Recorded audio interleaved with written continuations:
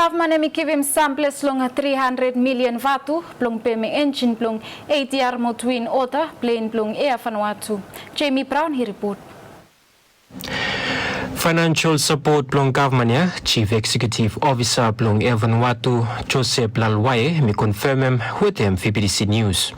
With them support ya Air Vanuatu mi pem finish one narafalay engine long Canada plong taking place plong engine plong ATR plane we mi pinukod long start plong last manis.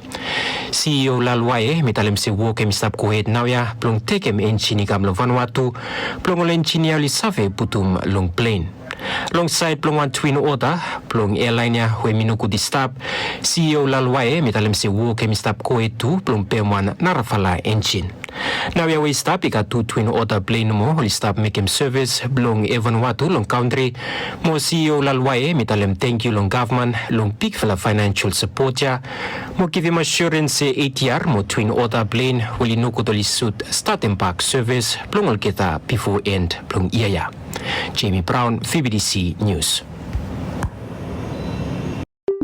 Don't forget to like and subscribe.